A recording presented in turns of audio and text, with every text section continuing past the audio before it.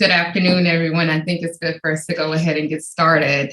So I am Chandra Van Dyke, and I serve as the Chicago Project Manager for Change, Illinois. Today we have Rory Gilchrist and Gracie Covarrubias, Gracie, and Alderwoman Rosanna here today to talk with us a little bit more about the Chicago map process and to talk with us a little bit more about the Chicago mapping process and the coalition map and what for us to see a People's Power map on the ballot in June for the residents of the city of Chicago. We will also explore the importance of why people of the city of Chicago should engage in the mapping process.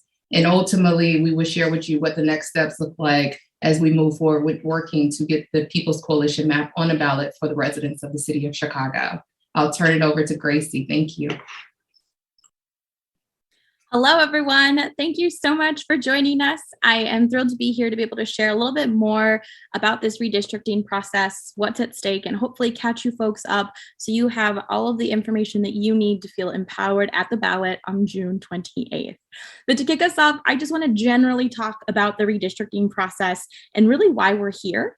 So remapping in the city of Chicago takes place every 10 years, and it's in accordance with census data. So we are currently in a remapping year. Historically, the redistricting process has always been done by city council, and particularly in the city of Chicago, it's been done behind closed doors. And what that's always resulted in is a huge lack of input from the communities themselves that are going to be redistricted.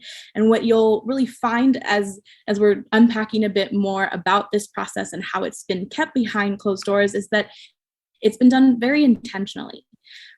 Chicago has a history of city council members utilizing their power and their leverage within the redistricting process to pick their voters. So that way they can ensure their incumbency and continue on in their trajectory as politicians. But that's not what remapping should be about. Remapping should be about sourcing feedback and input from the community to really talk about and define what a community is. And that's something that we as an organization are really, really passionate about, particularly through this remapping process, was going to communities and being able to share more about this process and empower you to tell us what you feel your community truly is so that it can be properly represented in this redistricting process. Now, because of the historical precedent that has been set in the city of Chicago, there's never really been a huge deviation from allowing the city council to draw the map and really decide on their own terms which neighborhoods are belong in which wards.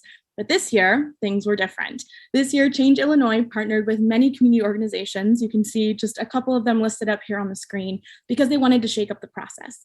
They wanted to be able to empower citizens. They wanted to share more about what redistricting actually is and make sure that citizens here in the city of Chicago had a seat at the table that they've never had before. And there's a huge reason why we've all become super invested in the redistricting process. And we want to talk about that why, because it's so important to know what is at stake when you are drawing these mapping lines. And you might think, well, what on earth does this have to do with me? I'm just an everyday citizen. Maybe I like my older person. So you might be wondering, really, what is at stake? Well, folks, this is about power, because the redistricting process determines who gets voted into power and how much power you as citizens have in your community. And as I've said before, because of the precedents that have been set in the city of Chicago, everyday citizens have largely never had the opportunity to be engaged in this process. And what you're also going to find is that many alders have also been excluded from this mapping process. So we're going to unpack a whole lot more about that. But the one thing that I want everyone to know as we're unpacking really what's at stake and why this matters is that you have a voice and you have untapped knowledge and you have so much input and expertise on your neighborhood. And that's why we're here, because we know that everyday citizens are the true Chicagoans. They're the ones that can tell you what their neighborhood needs, what type of support and resources and access to different power within the city that you need to continue learning and growing and evolving as a community. And that is all contingent upon being able to have a say in the redistricting process, and a redistricting process that is done in an equitable fashion that truly follows the Voting Rights Act and places marginalized voices at the epicenter of how we're intentionally mapping and redistricting this next decade's worth of wards here in the city. One thing that you'll know about the city of Chicago is that we are an incredibly gerrymandered city. And a lot of that comes down to decades and decades of redistricting in which citizens have never had a say in. When politicians are the only ones that have a say in how to draw the lines, what you end up seeing is a ward map a lot like the current one that we have here in the city of Chicago. And it is full of splintered neighborhoods. You can look up at this image here that just showcases how communities are spliced and diced into so many different wards in ways that looks peculiar, in ways that doesn't make sense. In the city of Chicago, we talk a lot about crustacean and spaghetti wards, and really those are examples and metaphors that showcase just how split up these neighborhoods are. And you might be wondering, well, what's the benefit of splintering a neighborhood? Well, the benefit really goes to the politicians and people that want to keep themselves in power, because when neighborhoods are splintered, people don't have centralized power within their community. If your whole block is split up into a number of different wards, then it's exceptionally difficult for you as a community to be able to organize, not only to get basic access to resources that your neighborhood might be needing, but also to be able to vote a representative that truly represents your community's best interests and get that person into power. And again, this is all very intentional because they don't want a unified voice for communities. And it's really, really difficult for communities to be able to feel that they have a say in this process when they've been split for so long across so many different decades. If you look at our ward map right now, the way that so many neighborhoods are carved up is intentional. And you see that these same communities that are carved up into 2, 3, 4, 5, even 6 wards are the communities that are struggling with resources. They're the communities that are really struggling with revitalization, with organizing, and really staying connected and being able to cohesively organize for things to get better. And that's why we're here to talk about the redistricting process, because there are too many splintered neighborhoods in the city of Chicago. There are too many neighborhoods that have lost agency. There are too many people that aren't able to organize because of the way that redistricting and mapping has been done for decades upon decades. But it doesn't have to be this way. And we really just want to drive home this idea that the remapping process is about access, and it trickles down into so many different things. It's not just about what lines constitute your neighborhood. It's about what lines constitute your neighborhood so that you and your community can vote someone into power and have access to basic resources in your community. It influences your ability to be able to vote in someone who represents your best interests. It affects your ability to influence the revitalization of your community. It affects your ability to organize as a community with your neighbors. It affects your influence in stopping the gentrification of your neighborhood, which we know is a huge issue here in the city of Chicago. And it can even influence things like your say in massive developments or the allocation of resources that are given to your ward. These are all things that affect your everyday life. And each and every one of these things comes back to redistricting and the remapping process here in the city of Chicago. Every single resource that you have access to in the city goes back to this idea of redistricting and knowing that those lines that constitute neighborhoods and community areas play a pivotal role in your life experience as a Chicagoan, even with things as your life expectancy being in the city, or just your ability to engage with your alderperson and those representatives to be able to actualize change. So there's a lot at stake. And I'm very excited to be able to talk about what we've been doing over the past year to change things and to shake up this process. So we're here to talk about the People's Coalition Map and catch you folks up to let you know how exactly it is that we got here. So as I mentioned earlier, Change Illinois this year partnered up with many community organizations to shake up the redistricting and remapping process. And the way that they partnered up was to create an independent redistricting commission, the Chicago Advisory Redistricting Commission, which had 13 Chicagoans from all across the city of Chicago that truly represented the diversity of Chicagoans. It was an outstanding cohort that myself and Rory Gilchrist were very fortunate to be part of. And it really was a huge feat and a social experiment and an opportunity to show Chicagoans that there is a different way. There is a process that doesn't have to do with backroom deals. There's a process that allows citizens' voices to be put at the heart of that redistricting initiative. And the People's Map sought to do that. So our independent commission worked over the course of the entire summer to host over 41 hearings, and we reviewed over 500 pieces of testimony from Chicagoans all across the city. And our culminating project was the People's Map, which was our personal map submission to the city of Chicago to be able to showcase that there is a way to remap, there is a way to redistrict in a fashion that uses community organizing as a tool and as a leverage to utilize the knowledge that everyday communities and everyday Chicagoans have access to. And this is something that had really never been done before in this way. And it was something that we were incredibly passionate about. Now, if you're not super familiar with the redistricting process, as I mentioned before, for decades upon decades, this has always taken place really behind closed doors with city council. But an independent commission allows you the opportunity to submit a map. And as long as you get 10 alders to sign off on your map, you're able to get that map on the ballot. And so that was the People's Map's goal the entire time, is we knew that if we could put together a map that really put the feedback of Chicagoans at the heart and center of everything that we did, we'd come up with a map that was representative of citizens in a way that had never been represented before. And our task and our biggest challenge was to get 10 elders to sign off on that. So we did everything that we could to rally support. We met with both the Latino caucus and the Black caucus to present our map. And what we found is that rallying support, especially when it comes to 10 votes from elder folks who are also trying to get their own maps on the ballot, means that there's a huge misalignment in priorities. Everyone had a different intent for what they wanted their map to do. And neither of those always or ever really lined up with what we were trying to do as the People's Map. We also knew that city council had political allegiances to answer to, and we didn't. Our process was done independently, very intentionally, because we didn't want to have influence from anyone that was already in political power that was trying to preserve that political power.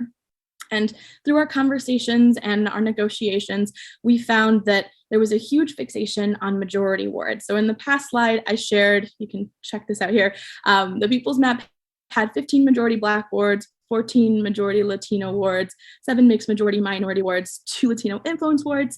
And these numbers and these statistics were things that consistently came up in conversation as we were really discussing which map would be the best for folks and how we could find a partnership between our map, the People's Map, and the different maps that were being proposed by the caucuses. And so we felt that there, again, was a bit of tension and there was just differences in goals there. So as we were trying really hard to rally support, ultimately we weren't able to get those 10 votes.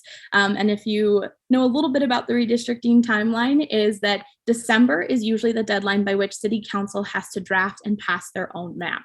And that was also our deadline to be able to get 10 people to sign off on our map. And what happened in December is that city council was unable to pass that map that they needed by that deadline. And this is really where the process gets interesting. So we decided to pivot. We knew that if we weren't able to get those 10 votes to sign off on our map so it could be on the ballot, that we wanted to try and negotiate and see what we could do to do right by the people of Chicago. Each and every line that we drew in our map was drawn based on feedback from Chicagoans. And that was incredibly important for us to be able to say, these are lines that have been drawn with community feedback. And if there's anything that we can do to get any of these lines on a map that's going to be on the June ballot, we need to do it. And so that's really when we continued meeting with the Black caucus and city council, as well as the Latino caucus, to see if we could find a common ground, to see if we could find a way to come to a partnership in which our lines that were drawn with the feedback of Chicagoans could be incorporated into any of these maps. And we as former commissioners came up with 7 priorities that we felt were critical to the integrity of our process and actually honored the feedback that we received from Chicagoans. And these priorities reflect areas where we received some of the most feedback from across the city. The 7 map priorities are here up on the screen. The first is keeping a ward with an Asian majority in Chinatown, thus creating the first ever Asian majority ward. We also really felt passionately about drawing Greater Englewood into no more than 2 wards. Right now, it is split into many wards, and what we'll talk more about here today is the impact of that on the Englewood community. We also wanted to increase the compactness of the 2nd ward, We wanted to keep the Clinton Elementary School's attendance area as whole as possible within the 50th ward. We wanted to keep Jackson Park in the same ward as Woodlawn and keep Six Corners in the same ward as well. And also we wanted to retain the Austin-Chicago Avenue corridor in the same ward as South Austin. Our priority list was sent to all caucuses, and we set out with the best intentions to get as many of these priorities integrated into the map as possible. And that is how we got to the formation of the People's Coalition map. Ultimately, after many conversations and meetings with both groups, we found that the Latino caucus was really the group that was willing to go to bat with us and create a concrete commitment for a better map for Chicagoans. And so through negotiations and conversations with the Latino caucus, we were able to create a marriage between the People's Map and the Coalition map to create the People's Coalition map. So through our partnership, we were able to establish the 5 priorities here. We were able to keep a ward with an Asian majority in Chinatown, thus creating the first ever Asian majority ward. We drew Greater Englewood into no more than 2 wards. We were able to retain Austin-Chicago Avenue corridor. And we also had incorporated aspects from the People's Map's 16th, 20th, 5th, 37th, 29th, and 28th wards into the People's Coalition map.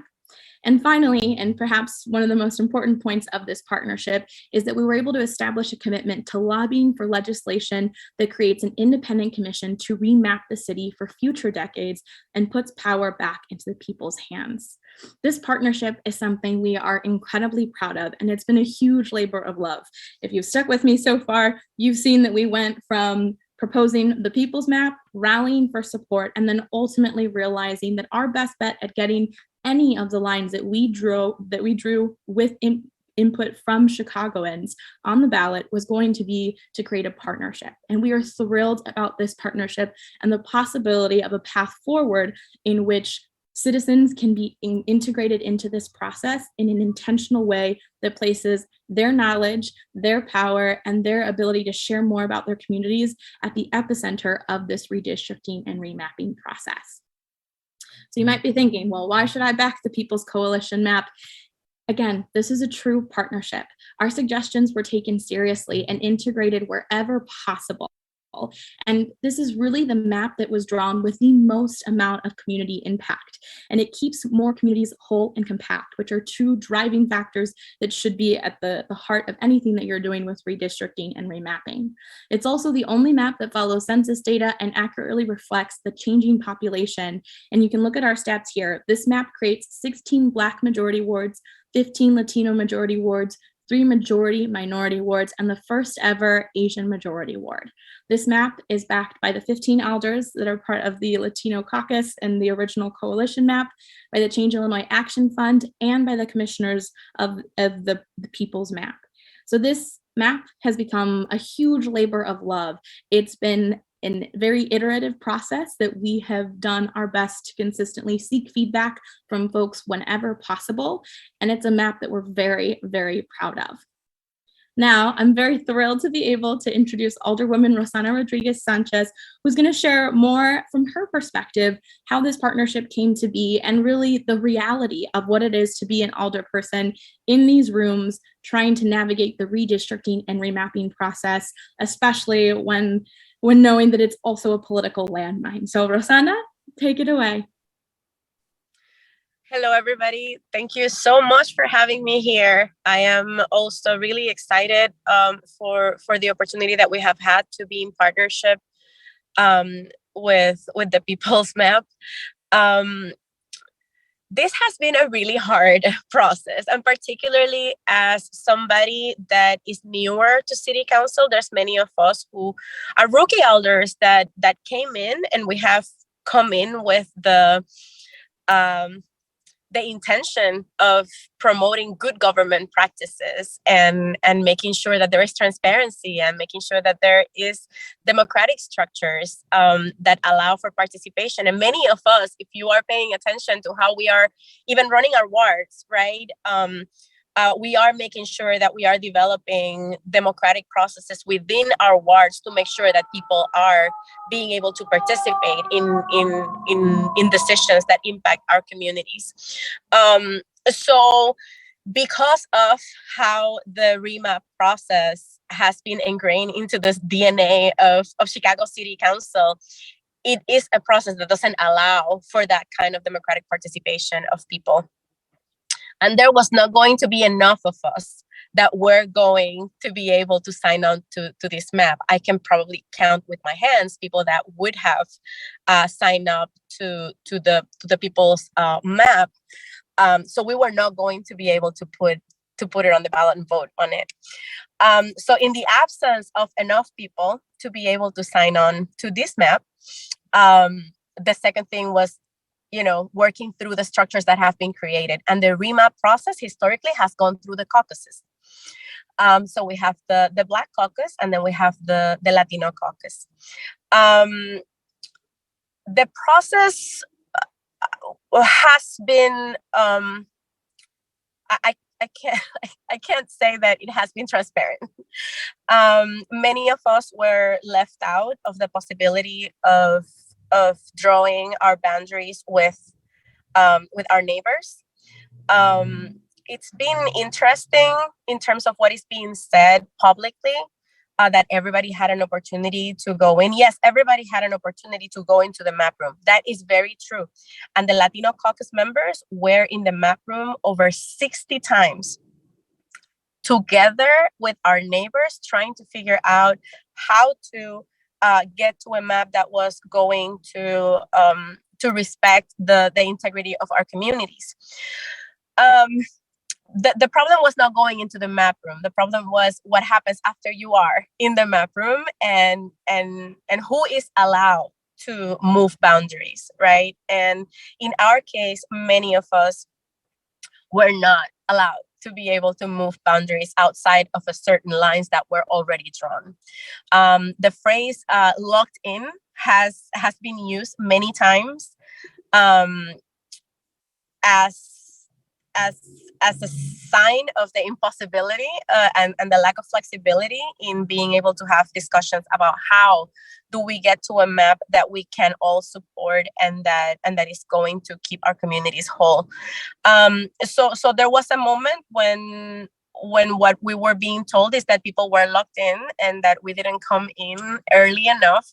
That is also not true. Like the members of the Latino caucus participated of the process exactly the same as the rest of the members of the rest of the council. But what happened was that there were agreements that were made by many of our colleagues with the rules committee that left the Latinos out of the possibility of being able to have a map that addressed our needs.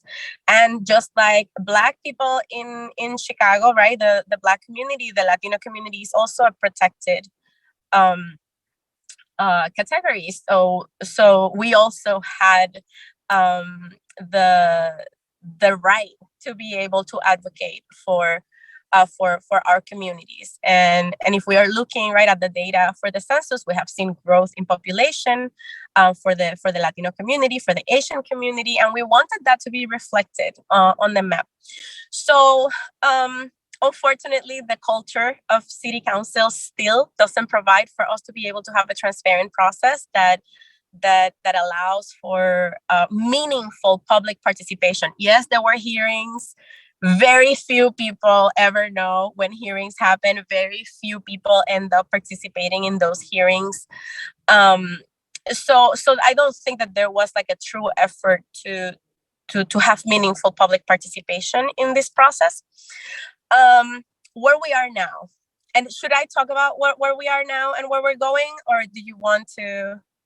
I think it's absolutely fine for you to go ahead. We will say this again and again as much as we need to say it through this opportunity. So yes, say it all. Okay, so currently, so the Latino caucus, in light of understanding that the boundaries were not going to move and that there were people that were locked in, the Latino caucus felt the pressure of submitting a map to be on a ballot. The Rules Committee map, also known as the Unity map, has a majority of votes in the council, but it doesn't have enough votes to be able to become the map for Chicago. So so after the Latino Caucus filed our map to be able to be on the June 28th referendum, the Black Caucus also filed a map that is the map that the Rules Committee proposed, and now there are two maps that are on the ballot for the June 28th election as ballot items for a referendum. The only way for us to be able to put the map that we want, which is the People's Coalition map, on the ballot is if there is a vote in City Council on the Rules Committee map, or what they're calling now the Unity map. If we are able to have a vote on that map, then it's essentially the process is reset, right? Everybody needs to resubmit their maps, and that would be an opportunity then for us to submit the People's Coalition map to the ballot, to the referendum in June 28th. Now, we have not seen any indication or motivation from the Rules Committee chairwoman, Chairwoman Harris, to put this up for a vote. So we are pushing. We are trying to make sure that we can discuss this in City Council, that we have an opportunity for a vote, and to be able to bring the People's Coalition map to the ballot. So that's where we are at right now. We are trying to get a vote so that then we can reset the process and bring forward a new map to be a part of the referendum that people then could choose from.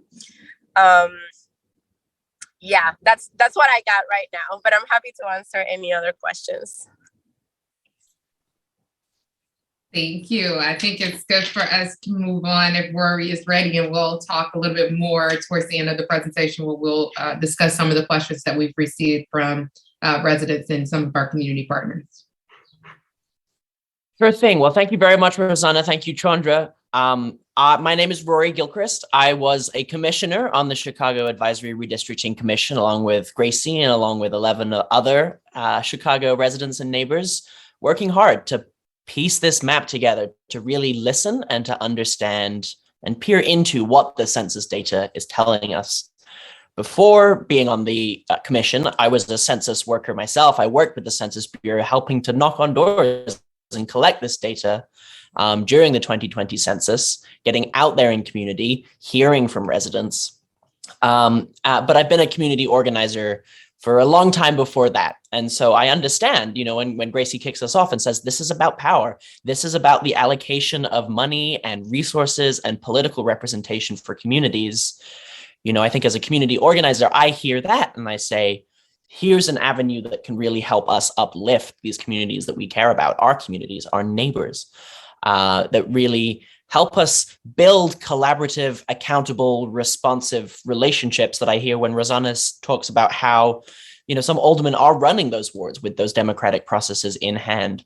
We're all interested in, we're all concerned about education, gentrification, the transportations, all of these really significant things for our communities because they affect what it's like here on the ground.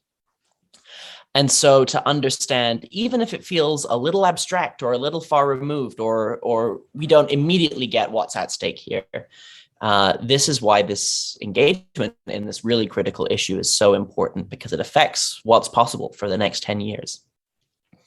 So I've been really proud to participate in this process, to be listening, to be, have the humility to really listen to what neighbors say about their communities, describing what keeps them whole, what gives them life, whether it's the parks, the schools, the shops, the amenities or other resources they might have access to. We understand that communities thrive when they're interrelated and when they're listening and operating together. A lot of places historically, we know in Chicago, that's the ideal. And it doesn't always work out that way, right? Yogi Berra says, in theory, there's no difference between theory and practice, but in practice, there is. And here in Chicago, when it's been run the way that it has for so many years, decades and decades, like Gracie said, we know what the result is, right? That there are wealthier communities, often wider communities, that have always been pretty able to communicate their political needs to their representatives. But if you live in Black and brown communities, historically disinvested communities, a lot of that political power is diluted and sliced and diced. And there's basically no way to hold those leaders accountable, even when technically, you're their boss as constituents. We are the people who put them in power, keep them in power. And there's always that disconnect here, which has led to a lot of disengagement, I think, in the political process in the state of Illinois, in the city of Chicago. And so I respect a lot Change Illinois and the other community groups that have said, you know what, it doesn't have to be this way. We can fix it and we can try something new, something creative, something that hadn't been done before. And that's brought us to this moment. One thing you hear a lot in the redistricting conversation is when we get gerrymandered districts, when we get these spindly spaghetti crustacean districts, what that looks like is elected officials choosing their voters. It's not voters choosing their elected officials. So I use this example here, this purple map of Englewood, the kind of greater Englewood area. We want it to have that cohesive, collaborative, accountable political relationship to City Hall, there downtown on LaSalle Street, and to make sure that the resources that all Chicagoans contribute to flow back into these neighborhoods. As of today, it's 6 different aldermen. We really contend that the fewer wards that community is built out of, the more responsive it is. And that's not just us saying that because it's the right thing to do. That's us going out into community, hearing from Englewood residents and residents in the 76 other community areas that say, hey, we are one unit, we are one neighborhood, we know our neighbors, we have solidarity with our community, and we deserve to be kept whole. Let's go to the next slide, please. So a lot of this, you look at a lot of maps when you're doing this process. There's no way around it. You're going to be staring at a lot of computer screens with maps of Chicago on it. But it's important to remember that that's not the real Chicago, right? The real Chicago is trees and houses and schools and roads and potholes and hot dogs. Like, that's the real Chicago in a lot of ways. And so to not lose sight of the fact that when you draw these lines on a map, you're not just doing a geographical exercise. You're doing something that affects communities. So when you have a community like Englewood, as it currently is, split into lots of different wards, including areas that are just like one block or skirt down an alleyway for a while, what that means is it is really hard to make those positive changes for better. If you're trying to fix a wobbly sidewalk, or you're trying to get some benches at a bus stop, along 8 stops of a bus stop, major bus stop in your neighborhood, if 3 different aldermen are in charge of those sidewalks or bus stops, it gets very easy for them to say, oh, no, that's that other guy's problem. That's something else. And it leads to this sense among elected officials, but also of Chicago residents, that no one is there for them, that no one is there to take ownership, responsibility, and have a vision for how things might be run better. So I really like these photos, these drone photos that were shared to me by a collaborator and colleague of ours from work that the University of Chicago had done to just keep it front of the mind that the question is, what do communities look and feel like? When you have a responsive community that is connected and empowered to make these political choices, including the hard political choices, that it really feels special. I live in Avondale. It's a gorgeous day today. I was telling Gracie before we started, there was a little ice cream truck coming outside on the bike with the bell, and there were some young kids doing TikTok dances and somersaults on the sidewalk in front of my house here. And that to me that's a community that look and feels like it has the power to see each other and to be in community with one another. And it's time, honestly, that the aldermen caught up to the reality on the ground and had these communities that are as vibrant, integral, cohesive on the ward maps as they are in real life.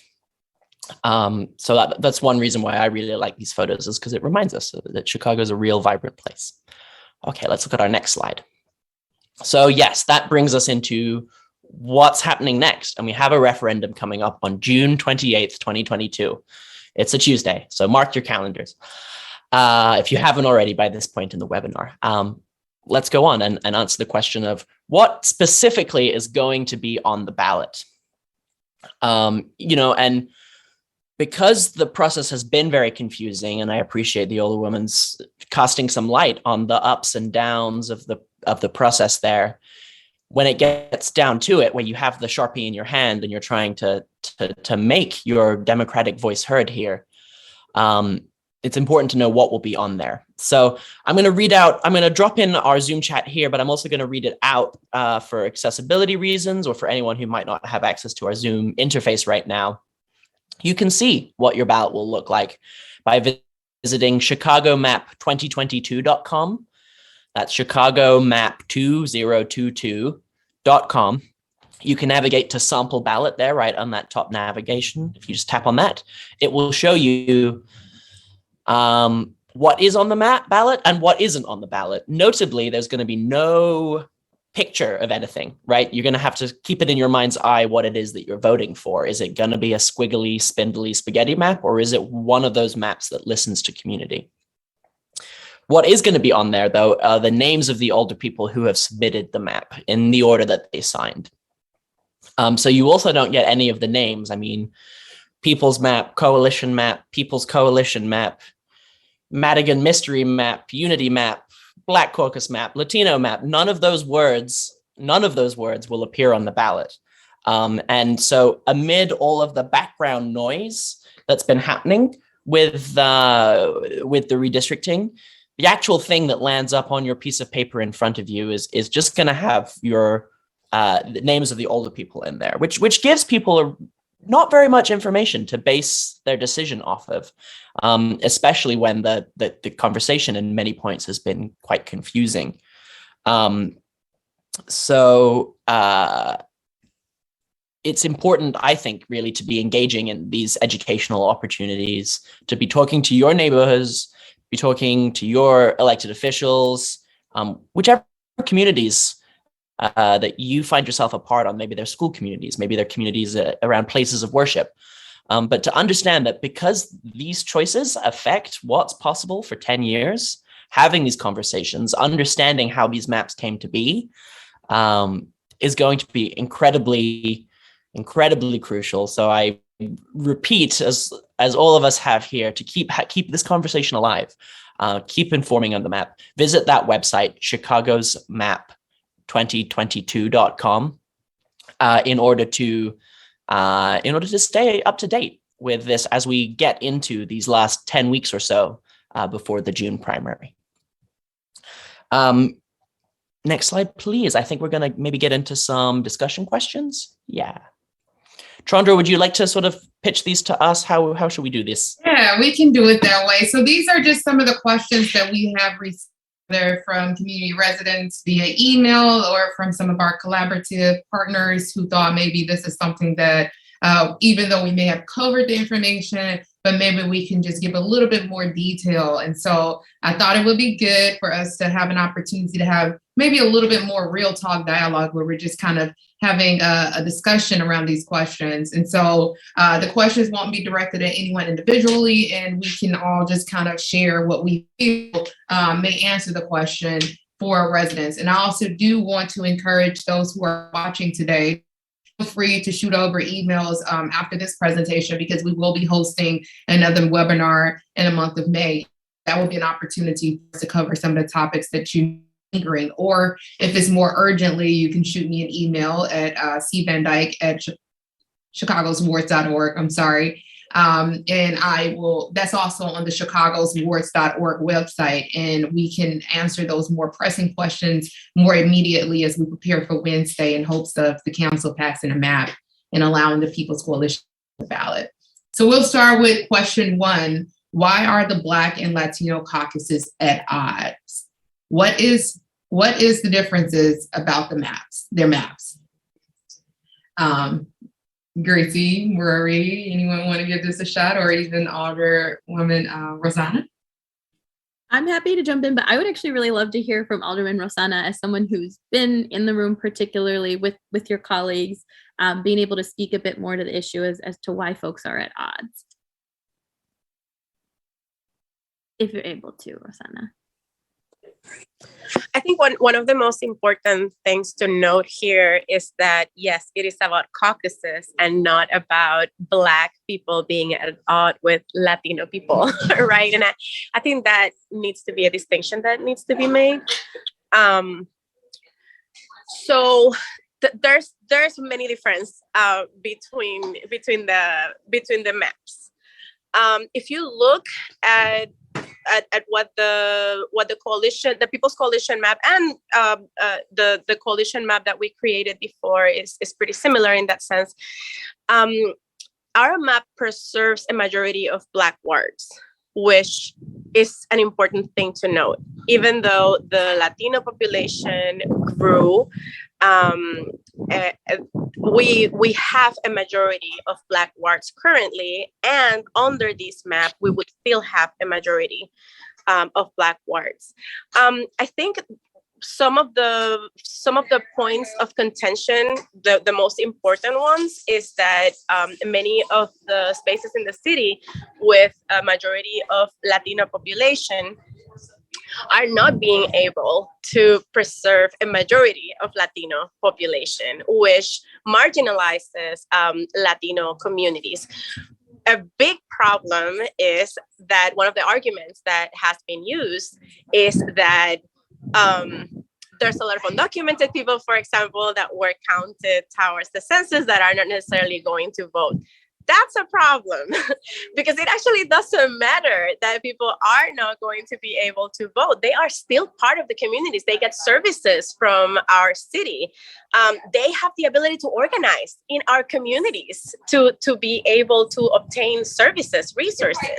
So they absolutely have to be taken into account. And I'm so sorry, I have people here in the office, so you're gonna hear a little bit of background noise. And then I would say that the other part of it is that there are more powerful constituencies that have a track record of way more participation, that are a lot more powerful, right? And have more privilege, that have also then joined the what is now the Black Caucus map, was the Rules Committee map. And that, of course, has created some tension among caucuses.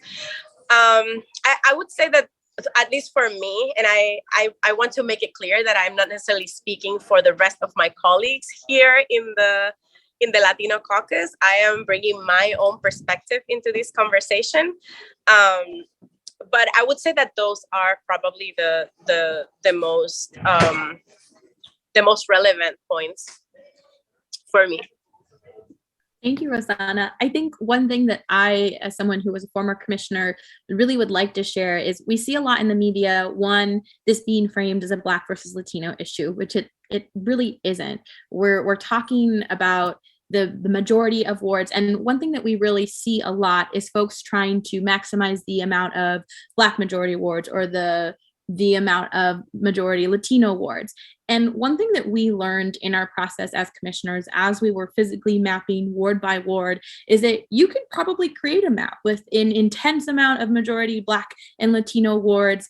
But what that's going to do is it might gerrymander your map itself. So those data points, while they are really, really valuable, they can be a bit misleading. So what I always encourage folks to do is look at those data points as a guide, but also look at where those lines are physically drawn. How are communities being cut up? How are communities being kept together? Because that's really what makes a map a good map. It's not having X amount of majority Black wards or X amount of Latino wards.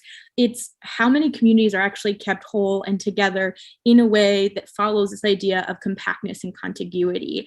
And that's really what I encourage everyone to look at, especially as you're looking at these maps that are going to be on the ballot. Find your neighborhood. Look at your neighborhood. Is it carved up? Does it look like what you think your neighborhood should look like? Because these are the real questions that you should be asking yourself.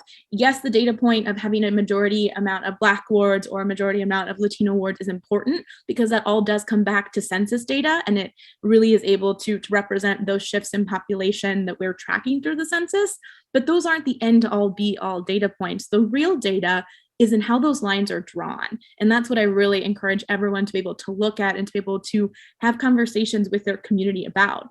Look at where you are on a map. And if it doesn't look fair, if it doesn't look just, if it doesn't look right, then that's not the map that you want to be voting for. That's just one thing that I really encourage folks, because I know there's a lot in the media, there's all these data points, and it can be tough to understand, but you have all the knowledge that you need to make a decision on which map is going to be the best map for yourself. And it's by looking at your community in this process.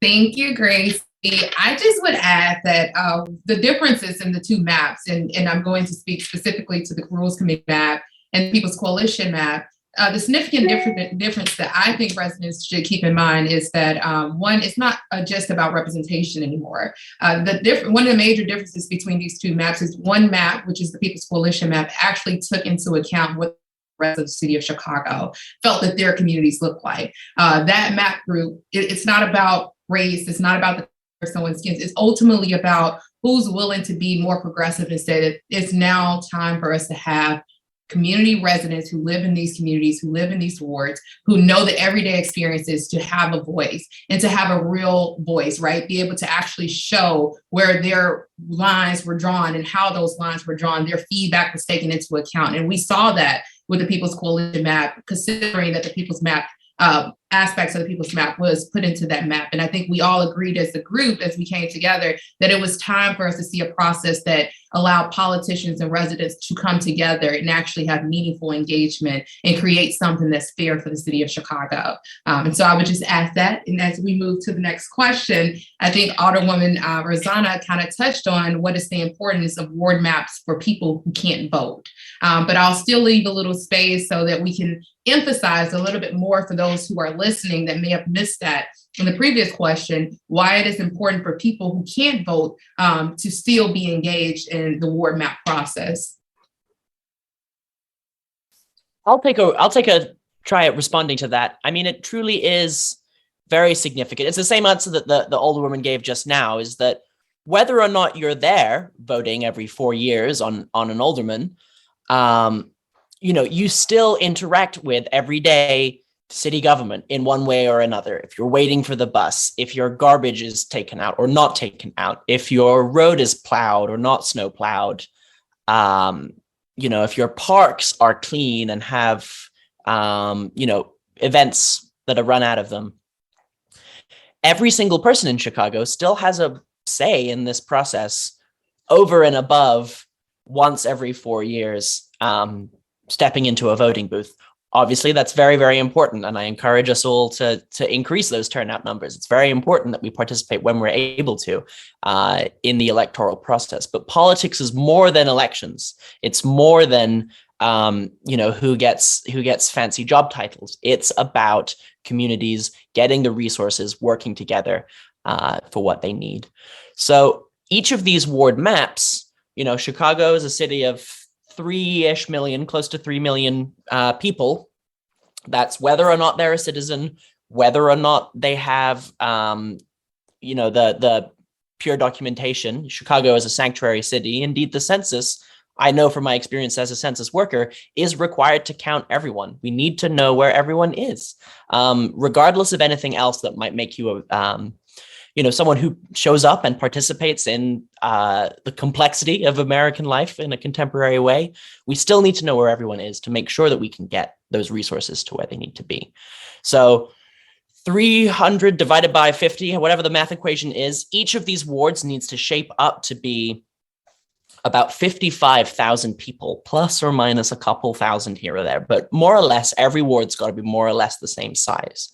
And when we think about it in that terms, we're saying, okay, this is how the menu funds that aldermen have access to, they get to decide, be it through participatory budgeting or other practices that aldermen might roll out.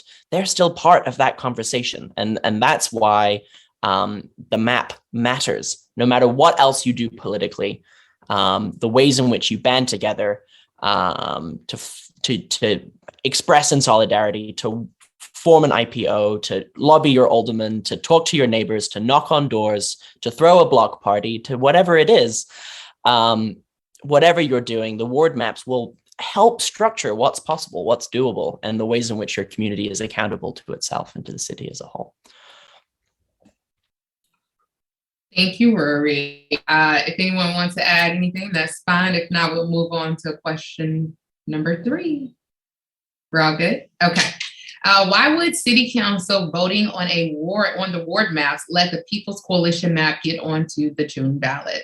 Doesn't their voting on a map eliminate the possibility for referendum?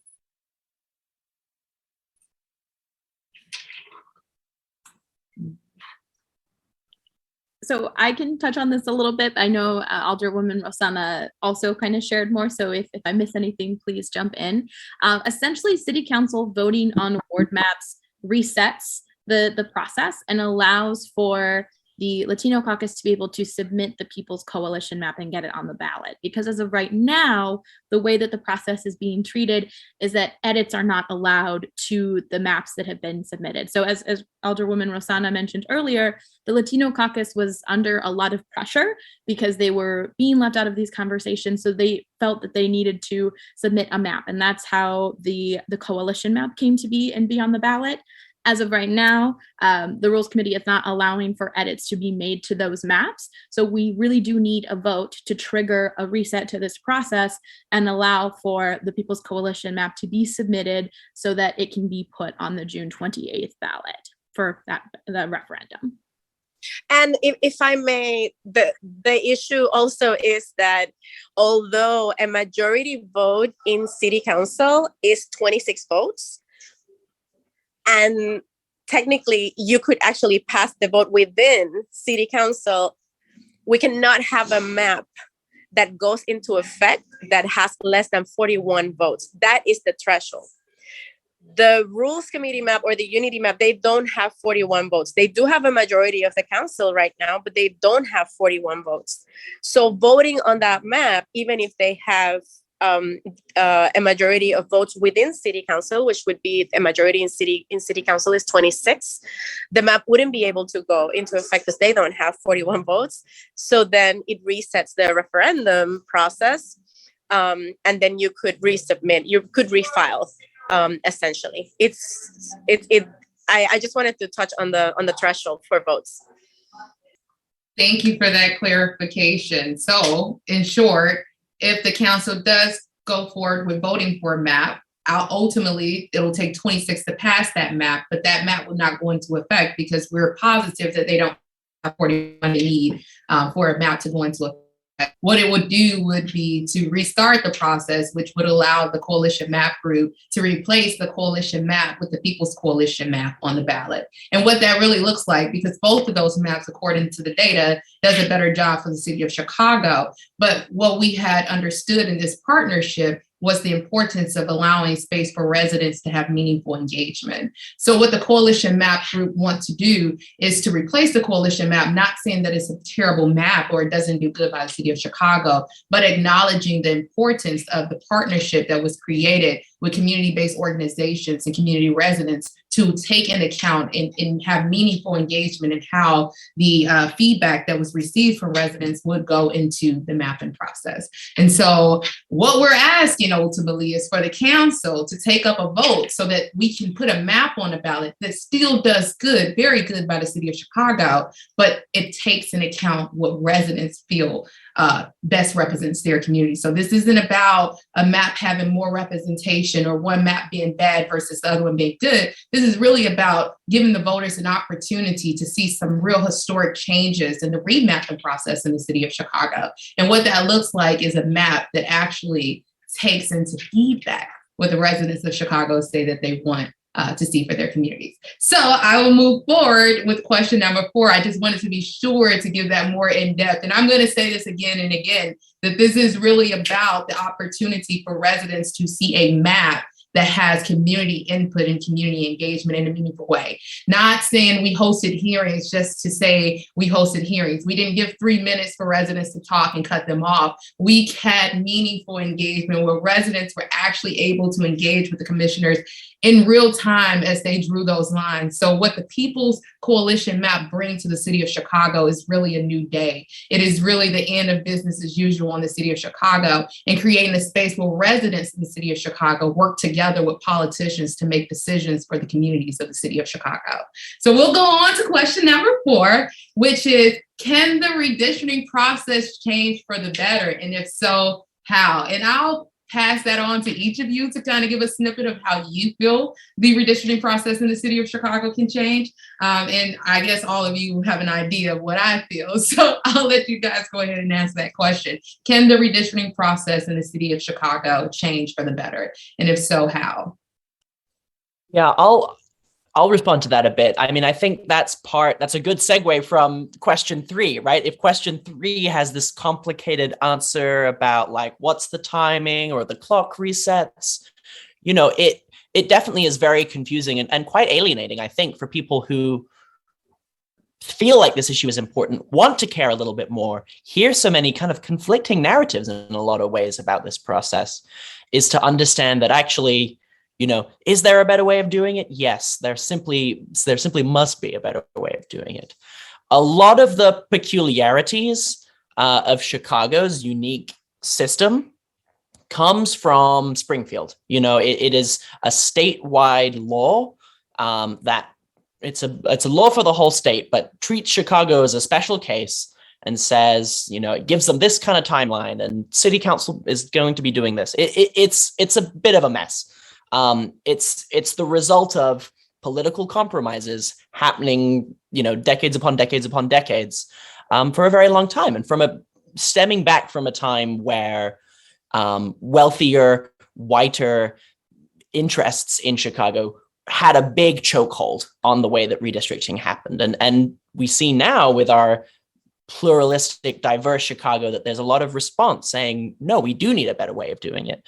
And so that's why the commission and the Change Illinois, the larger experience of community groups, we're happy to hear some interest and some movement from our partners in city council to use their connections downstate for the statewide possibility of changing, of making a law at the Illinois General Assembly that puts people in the driver's seat of this redistricting process.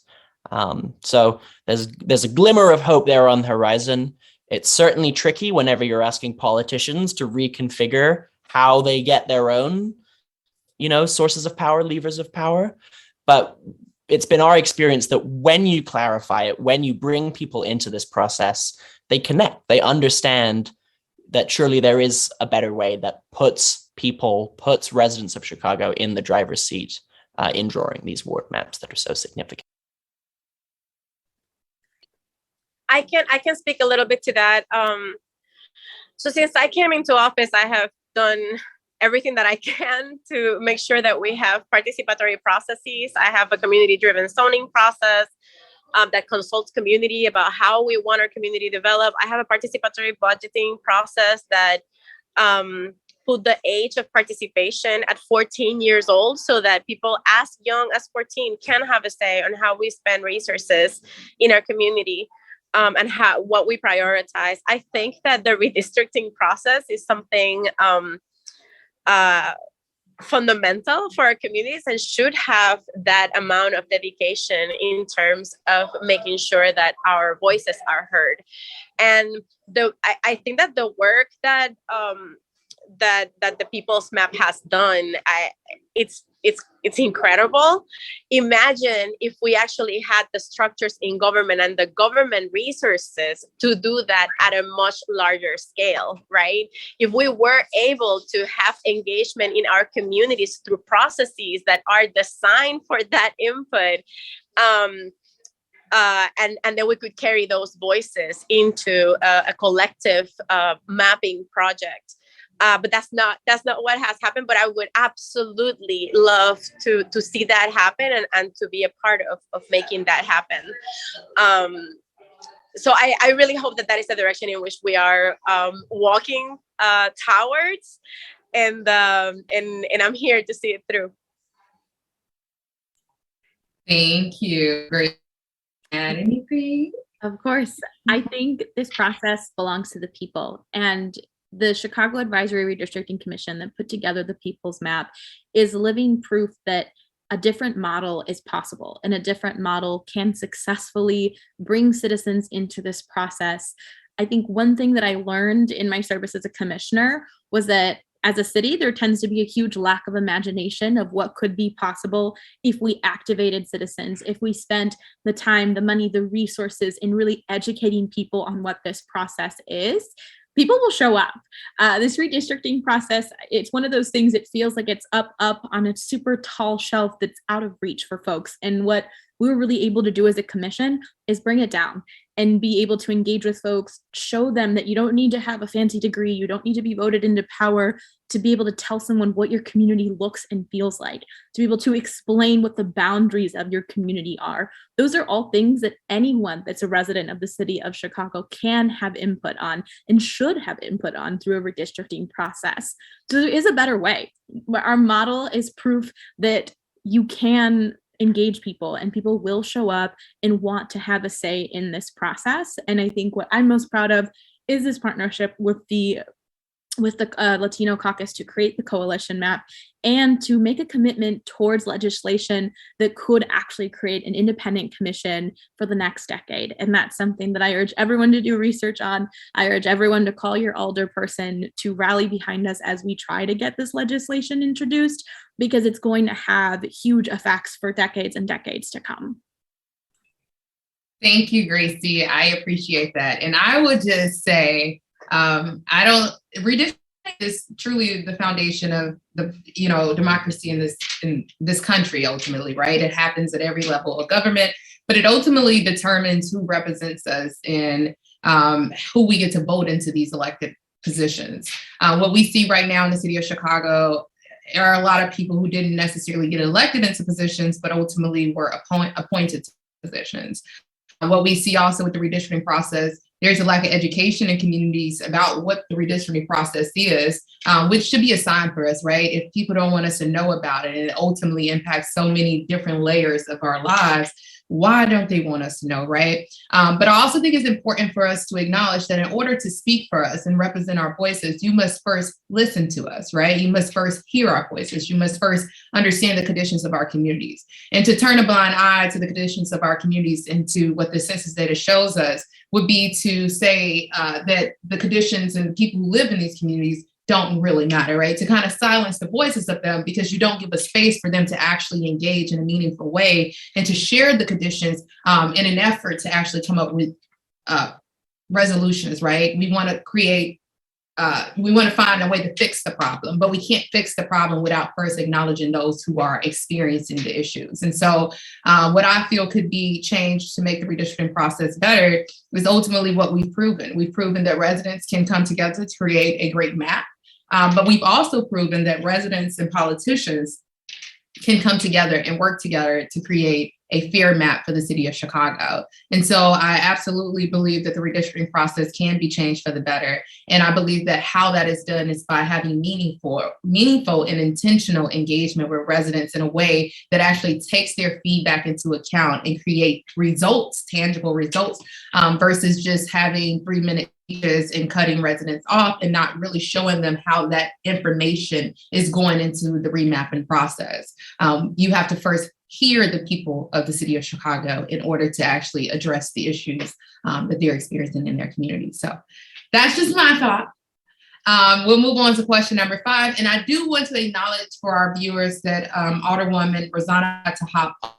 I'm assuming it urgent. Yeah, I do apologize for that. But I think we can go ahead. She did a really great job of giving us some inside knowledge on what that experience has been like for elected officials who are also not really allowed remapping process in a meaningful way. And she's also shared some of her insight with us as her experience as a resident of the city of Chicago and an elected official.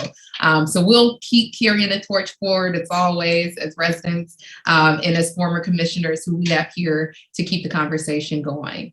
Our final question, and question number 5, is why are there never mentions of the number of white wards? I would have a mouthful to share, but I'm going to turn it over to our commissioners to kind of give some information because they were trained thoroughly as they prepared to go into their mapping process, and they understood the assignment very clearly, talking specifically to those minority groups. But I will turn it over to Rory and Gracie so that they can make it a little bit more for the viewers. Yeah, thanks, Chandra. I mean, this is really at the heart of a lot of the questions. And for me, this question is sort of under subterranean, kind of connected to question number 1, right? Which is there's this picture, there's this narrative that the Black and the Latino caucuses are at odds. Does that mean that Black Chicagoans and Latino Chicagoans are also at odds? Clearly that's not the case, right? Because of the ways in which there is so much of a disconnect in many ways between the real genuine people of Chicago and their elected officials as they look today. Mentions of the number of white wards are implicit kind of underneath a lot of this conversation around a zero-sum depiction of 15 wards versus 16 wards versus 14 wards, and you start getting that granular. For me as a community organizer, I want to take a step back. I want to start applying an anti-racism lens to think about that question and to understand, okay, well, why has political power been concentrated where it has for so long among these whiter areas of Chicago, as I've mentioned before, and to understand that, I believe, I see Chicagoans being a bit skeptical of that narrative of Black versus Latino zero-sum game, and to understand and say, well, okay, who really benefits by inventing the narrative that these racial monoliths, are entirely at each other's throats over this and there's no possibility for compromise? To understand, well, what does that actually serve? That works to reinforce the status quo and the way things have always been done, which is to use the Black versus Latino dilemma as a distraction from the fact that backroom deals are still happening, that the entrenched interests are always kind of well served and have always had a much shorter distance to go to be heard in City Hall than regular everyday people here in Chicago. And so when we think about the number of white wards, yes, we have to understand that these are typically wards that have better investment of social services, of transportation. They're often job centers in a lot of ways. They're places where problems get fixed first, let's say. We saw that immensely with a lot of the city's response to COVID-19 and the racial inequities there. And so to understand, yes, that's a critical part of the conversation. The point that redistricting serves is to start saying, how do we build a fairer Chicago in 50 out of 50 wards, and not just front loading those same communities that receive the investment at the start of the process, just like every other time. So it's a little bit of a spicier question. I gave a little bit of a spicier response there, but I think it's really important to foreground this question and to understand, what are we doing here today that is affirmatively saying we can do something different as Chicago. We can be the Chicagoans with that imagination, like Gracie said, the imagination to be doing something radically different and exciting and fun. Yes, very fun. I totally agree with you, Rory. I think when we started our training, one of the first things that we learned about was the Voting Rights Act. And that is something that has truly served as a compass for us and guiding us and ensuring that we are doing what we can in this mapping process to keep marginalized communities top of mind and to understand the decades upon decades of disadvantages that these communities have had to face because of unfair redistricting that we've had here in the city of Chicago historically. I think this is a conversation about equity, and it's not saying that folks in white wards don't matter. It's not saying that they don't also have issues with access to resources at times, or that they also don't face issues with even their own elders. But I think what we were looking for is being able to see where have folks been historically disadvantaged and how can drawing a fairer map create change for them and create a long lasting impact. And I think a phenomenal example of that was our commitment as a commission to create the first ever majority Asian American ward. I think the Asian American community in the city of Chicago is one that has decade after decade really been disadvantaged by this process. They've had changes in population that have made it a possibility for them to be able to have a representative and elective official in their community that truly represents them, and they haven't been able to have access to that. So that's an example of an issue that we looked to in our process to be able to say, we have an opportunity to change that. The Voting Rights Act gives us the power to be able to address this issue. And that's really, those are the issues that are holding a little bit more weight in this process and should be at the heart and center of how we approach this mapping, is really looking at who has been disadvantaged, who has been marginalized, and by whom, and what can we do to address that and to make an effort to change that through this mapping process. Thank you, Gracie and Rory. Those were both really good answers, and you touched on exactly what I hoped you would. I think we can move to the next slide. So what's next for the city of Chicago, guys? Let's dig. So we are working really, really hard to get the People's Coalition map on the June 28th ballot. Alongside with the Rules Committee's map, so Chicagoans will have the opportunity to vote for what they feel is the best map that represents them in their community. So what you can do is head over to ChicagoMap2022.com. Look at the different maps, do your research, as Gracie and all of us have encouraged you this entire time. Do the research, figure out how these maps will represent you and how they would ultimately help or harm you in your community, and make the best and most informed decision. You can also visit chicagoswards.org to learn a little bit more about different informational and educational opportunities that we will post, different presentations we will give throughout the city of Chicago to continue to give information to residents to ensure that you have the most informed information as we prepare for the June 28th ballot. I would also encourage you to tell your friends, family, and colleagues about this. Talk to them about the mapping process. This isn't something that's just going to happen this year and go away. This is something that's going to happen every 10 years. And the important thing for us to take from this year, beyond just all that we have learned so far, is that it is time for us to educate residents every day forward and not wait until 10 years pass and then talk about the census data, because a lot of people in our communities don't even really know what the census data is used for and how it ultimately impacts them in their communities. So it's important for us to keep this conversation going far beyond today, not just using this year as a year to talk about census and remapping, but using every year forward to educate our residents so that we can see changes in the way that these decisions are being made for us. So in closing, I would just like to say, before I close, I would like to provide Rory and Gracie an opportunity to share any additional information or just close out with whatever they feel, because we are very aware and we are realistic about what Wednesday means, right? We know that Wednesday is a big deal for us, but we also know that this journey has had so many twists and turns that we never truly know what any day brings.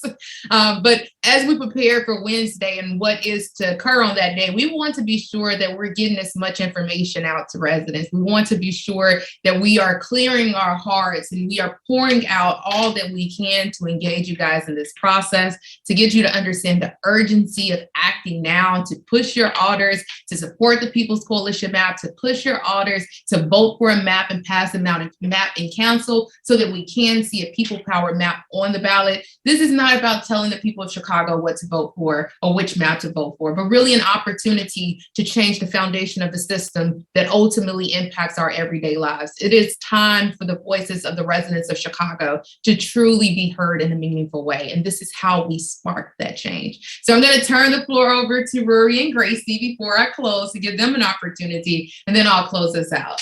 Gracie, Rory, go for it. I'll just say no one expected us to shake up the process. I think everyone expected business as usual.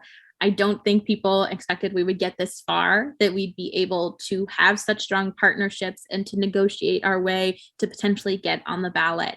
And I encourage you all to do your research and to continue helping us shake up the process, because there's a huge need for the way that we approach redistricting and remapping to change. And you can be a part of that change, even if you're just joining in right now. If you commit to looking at the maps that are going to be on the ballot and even sharing this with a couple of people in your community, you can be part of that change. You can be an educator and an advocate for your community without having to be elected into office, without having to be a professional community organizer.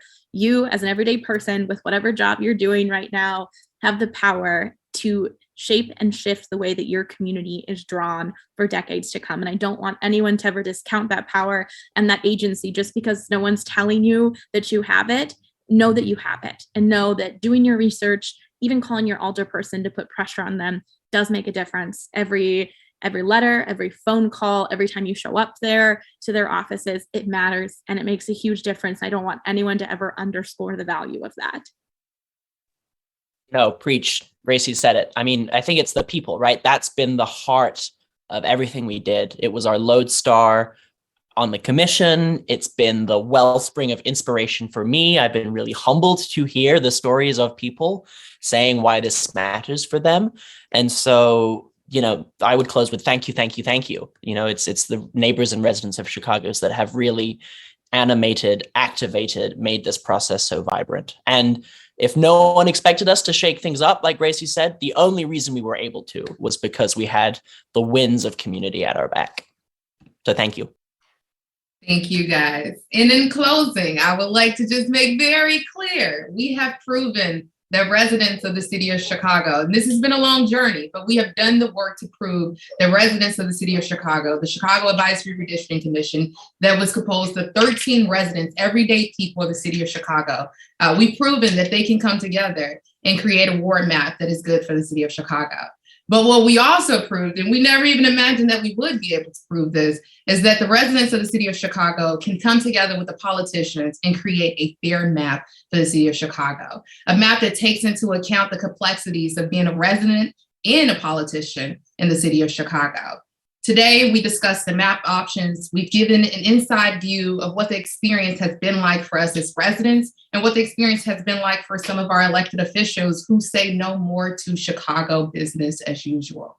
In short, this has been a hard uphill battle, but this has been a battle that is truly worth the time and commitment that we have put into it.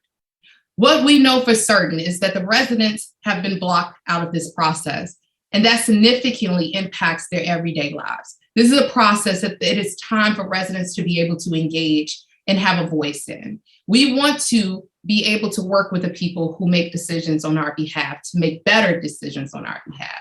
So we say no more to Chicago business as usual, no more to backroom deals. It's time to truly bring in the light and end voter suppression in the city of Chicago. The time has come for residents to be educated and engaged in the remap process. The time has come for City Council to stop blocking the People's Coalition map from the ballot. This is no longer solely about representation because the People's Coalition map is fair. It acknowledges the census data and it represents what residents want. To ignore this would be the same as ignoring the commissions of the communities all over Chicago. And according to the data, right, what the census data actually says, we can't afford to do that anymore. We have to acknowledge what people are experiencing in their communities. And we have to be able to assess that so that we can provide the resources and actually address the issues in communities. Considering people over politics, it's time that we give the residents what they want, that we give the residents the best option when it comes to the maps so that they can vote for what represents them. We need you to join us in asking City Council to take up a vote and pass a map so the coalition map can be replaced with the People's Coalition map. You heard that correctly. The group that created the coalition map, the map that is currently proposed to be on the ballot, are saying that they see that it is time for residents to have a voice in this process, that they are willing to relinquish some of their power to put power in the hands of residents. That's what I'm telling you. I'm telling you that there are politicians that believe exactly what we believe here today, that it is time for the people of Chicago to truly have meaningful engagement in processes and systems that impacts their everyday lives. And these group of aldermen are willing to step forward and replace their map with a People's Coalition map. A referendum is going to happen regardless. The issue now is, will you have the option to vote for a map that was influenced by residents' feedback, or will you continue to accept Chicago's business as usual? Because we say no more. This is not about whether or not our voters will have an option to vote on a map. This is about whether or not residents' input will be on a map that goes before those voters.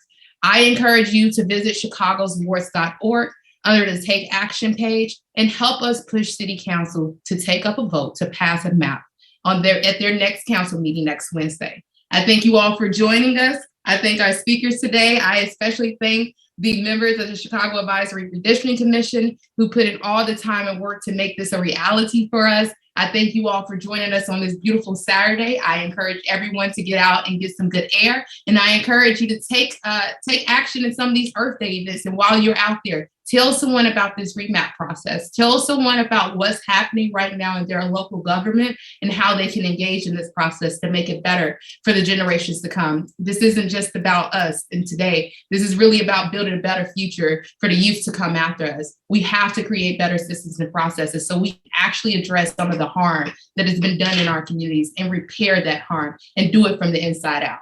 So I truly thank you all for joining us. Again, I am Chandra Van Dyke, and I serve as the Chicago Project Manager at Change Illinois. And I look forward to engaging with you all as we continue to do the work to change these systems and government to make them better for the people, not just in the city of Chicago, but in the state of Illinois. Thank you all. Have a good day.